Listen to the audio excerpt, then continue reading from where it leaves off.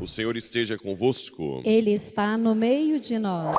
Proclamação do Evangelho de Jesus Cristo, segundo João. Glória a vós, Senhor.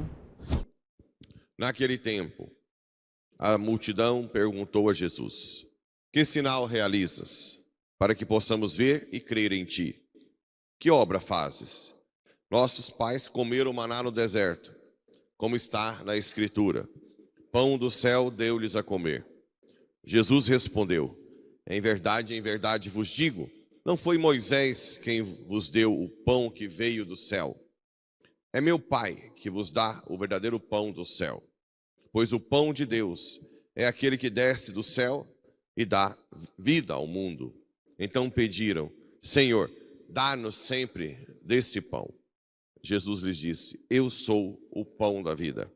Quem vem a mim não terá mais fome, e quem crê em mim nunca mais terá sede. Palavra da salvação. Glória a vós, Senhor. Caríssimos irmãos e irmãs, rádio ouvintes que nos acompanham pelas redes sociais. Primeiro, parabéns, por acordarem cedo no feriado. Vocês acham que isso tem pouco valor? Vocês não têm noção o que Deus fará como retribuição a cada sacrifício, a cada renúncia de estar na caminha até as 10, A cada passo que... É assim, aquilo que a gente não presta, Deus é infinitamente bom. Ou seja, nós que somos ingratos, não entendemos muito, mas Jesus diz que um copo d'água não ficará sem retribuição.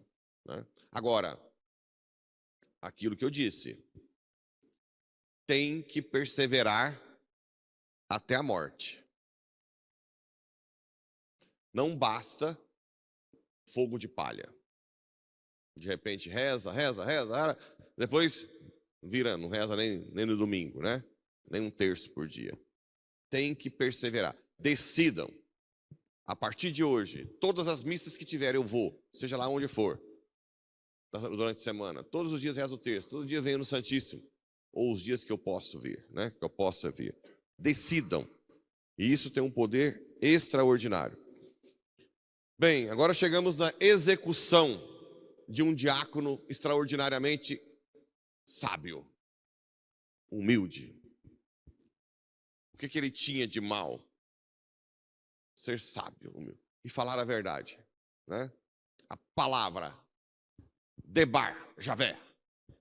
A palavra do Antigo Testamento em hebraico, Debar, Javé, quer dizer que é uma palavra viva, que incomoda, Ela vai e tem poder em si. A água que desce não volta em vão. A palavra, Isaías 55, Vinde comer sem comprar, sem pagar nada. A palavra que é totalmente gratuita. A palavra que te abre os olhos para o céu, para você parar de se iludir com essas coisinhas desse mundo. Coisinhas que eu falo 10 mil alqueires de soja, Tesla, Ferrari, Lamborghini, Dodge Ram, jatinho.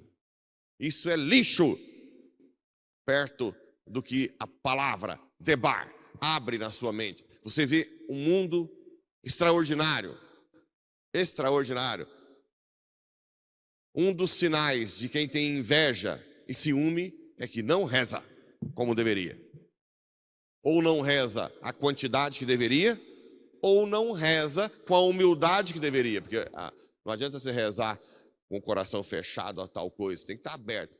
Rasgar as feridas, Rasgar. Por isso que quando alguém vai confessar e começa, não, padre, é porque aconteceu isso, eu fiz isso. Não faz isso. Fala o pecado, rasga. Não fica justificando. Eu matei meu marido, mas eu vou te contar como é que ele era. Não, matei. Certo? Só isso. Não preciso contar que ele era insuportável. Geralmente eu vou deduzir que era. Mas você vai Conta o pecado. Não precisa ficar se justificando. Não, porque eu estava ali, e o celular caiu na minha frente, já estava ali. Não. Conta o pecado. Quanto mais você tiver uma humildade, a mesma coisa quando você vai... É ridículo, mas é muito comum. Pessoas que têm um monte de pecado, que na hora de adorar Jesus, segura, esconde, como se ele já não soubesse. Quando você chegar diante de Jesus, rasga. Fala, Senhor, olha aqui, esse aqui quem fez foi eu, esse foi eu, e eu não presto. Eu faço isso direto com Jesus, quando eu estou com os pensamentos mesquinhos. Uma outra coisa que São José Maria Escrivá ensinava é rir de você. Por exemplo, tem um ciúminho besta. Uma raivinha de não ter sido convidado para a festa de 15 anos. Né? Ao invés de você ficar, eu não queria pensar isso, vai diante de Jesus, olha você mesmo com aquele biquinho de inveja, de raiva, porque não chamou para o casamento, e ri. Fala, que ridículo, Senhor. Ri você de você mesmo. Olha que sentimentozinho besta. Isso não me pertence, porque o Senhor está comigo. Eu tenho o maior tesouro da terra. Eu tenho todos os bens do universo. O que eu estou aqui contrariadinho, né? Ou porque não fez alguma coisa na missa, ou porque alguém fez no seu lugar, porque você estava escalado. A famosa coisa, eu estava escalado para fazer isso e alguém fez no meu lugar. E daí, criaturinha de Deus? E daí? Eis-me aqui, Senhor. Eis-me aqui. Quando o Senhor precisar de mim, estou disponível de novo. Não, agora eu não faço mais se me pedirem. Agora também não me adianta me chamar. Não vou lá na frente mais. Ri de você, porque é ridículo. É ou não é ridículo essa postura? Ridículo, baixo, pequeno. Vai lá diante de Jesus e olha você com esse biquinho reclamando porque alguém fez no seu lugar e ri de você. Fala, que ridículo isso, Senhor. Me amadurece, me faz crescer, virar adulto diante da sociedade. Porque geralmente é assim. Você se faz menor de 2 anos diante de Deus, com uma criancinha de colo, e homem, mulheres fortes na sociedade. Hoje o normal é o contrário.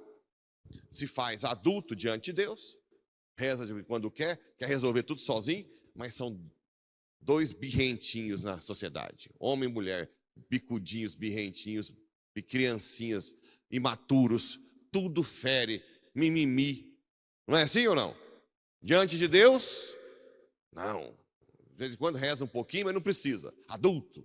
Mas na sociedade, totalmente imaturos, né? Então Estevão fala debar. O que incomodou eles? Homens de cabeça dura e insensíveis, incircuncisos de coração.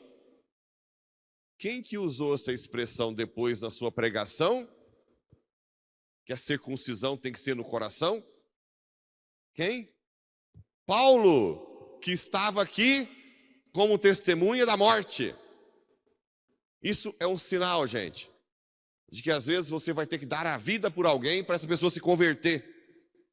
Paulo estava aqui apoiando que Estevão fosse morto. O primeiro mártir foi responsável pela conversão também do maior profeta, apóstolo da história, né?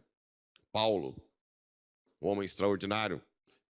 Saulo era um dos que aprovavam a execução. E ele vai usar essa expressão de Estevão, que irritou para matá-lo.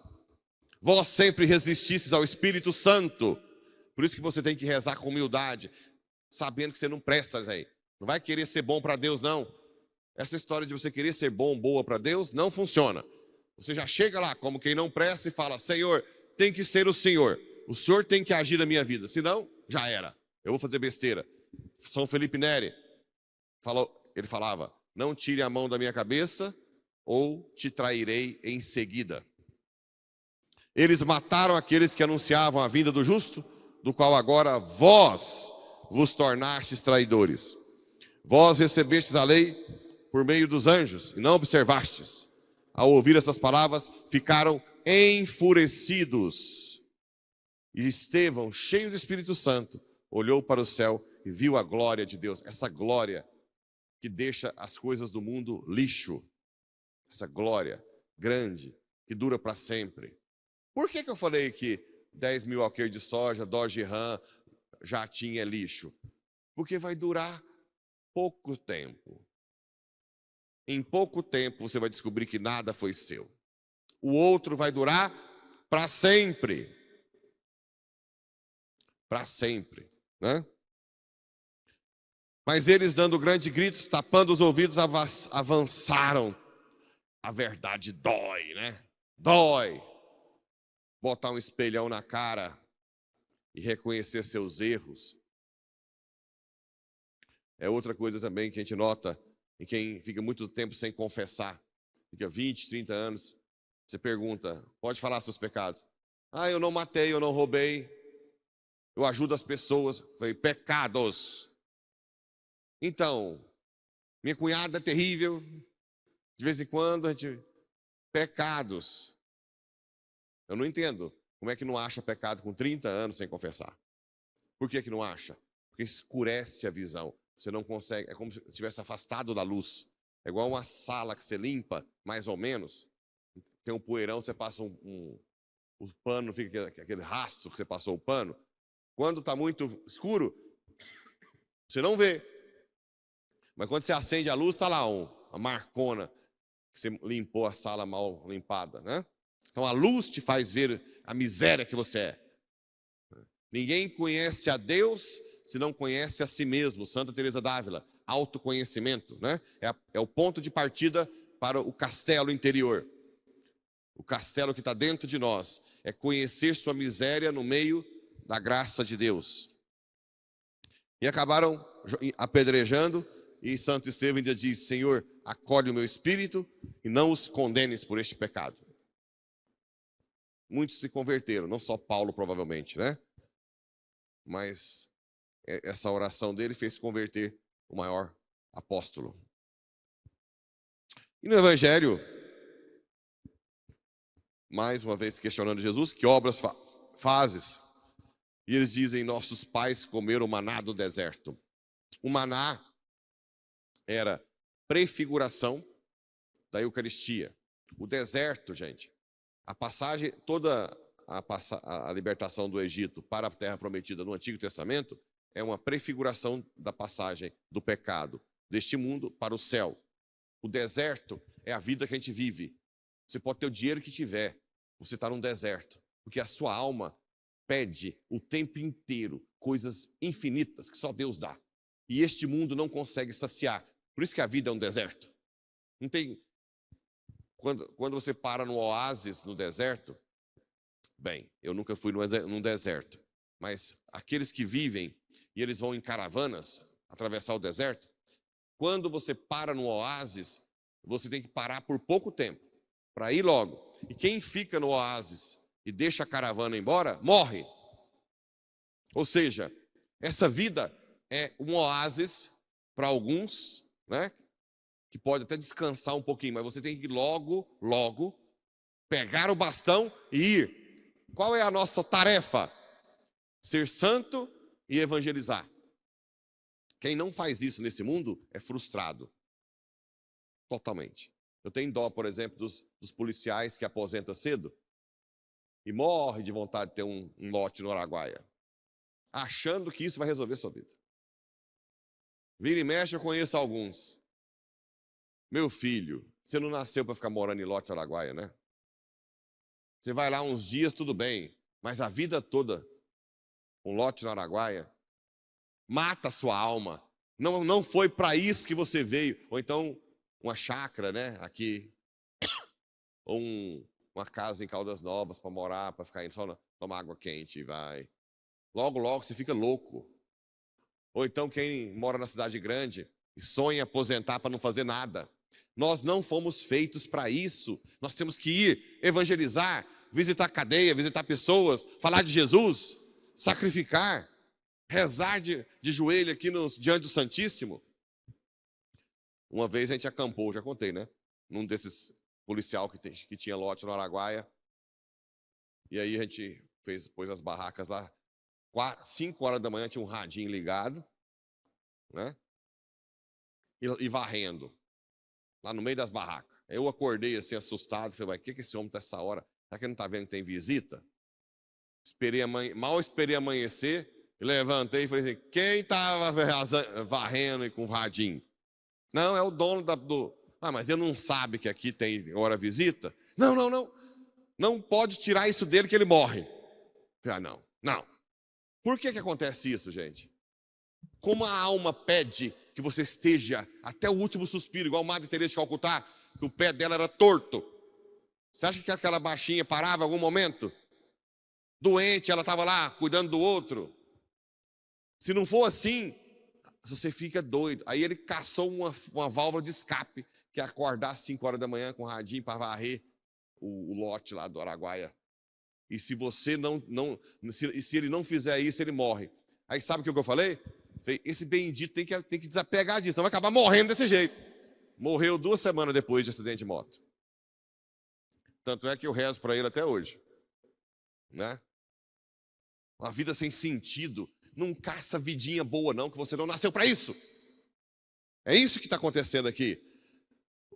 As pessoas não entendem a nossa tarefa no mundo, o maná, o pão que desceu do céu.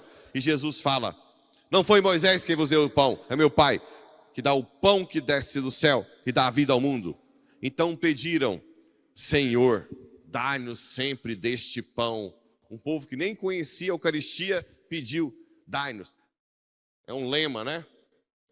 Se algum que está com dinheiro sobrando aí, depois de ajudar a igreja esse mês, está precisando, quiser pôr um outdoor, a Eucaristia, e essa frase, dai-nos, Senhor, dai-nos sempre desse pão. Bom outdoor para pôr aí, certo? Pois a gente vai escolher os lugares. Senhor, dai-nos sempre deste pão.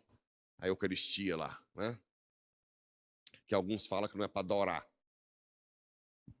Mas vamos terminar por aqui, para não entrar muito em polêmica. Quem crê em mim, quem vem a mim não terá mais fome. E quem crê em mim não terá mais sede. Esse pão sacia os desejos infinitos que você tem. Por isso que aqui, você pode até ter o lotinho na Araguaia, mas você fica lá 10 dias. Né? Para que ter lotinho também? Você fica no lote dos outros. Né?